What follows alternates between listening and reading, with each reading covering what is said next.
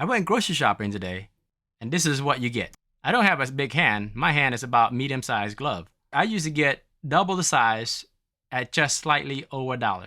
This is more than inflation. This is inflation meets shrinkflation. How much longer can company continue to use supply chain constraints, staffing constraints, supplies and demands to be the reason as to why grocery price continue to stay this high? Who is benefiting from this? I know for sure it's not us working class, low to middle class. For sure not the consumers. I don't have the answer to the inflation that we've been experiencing. But at this rate, I have a question for companies across the nation. How much more juice can companies squeeze out of consumers?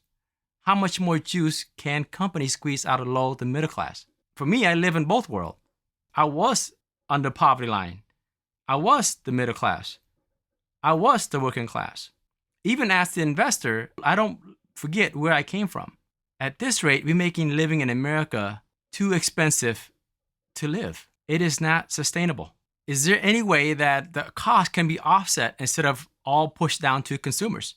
If inflation is really indeed the problem, when I'm looking at stock prices of Home Depot, where it was 4 years ago to where it is now, if I look at Lowe's to where it was to where it is now, Costco, where it was to what it is now, Apple, Microsoft, T-Mobile, and S&P 500, they are profiting 1.5 to 3 times more in 4 years. If we indeed have supply chain issues, if we indeed have cost issues, why are we seeing one side benefit while the other side continue to struggle? I believe in democracy.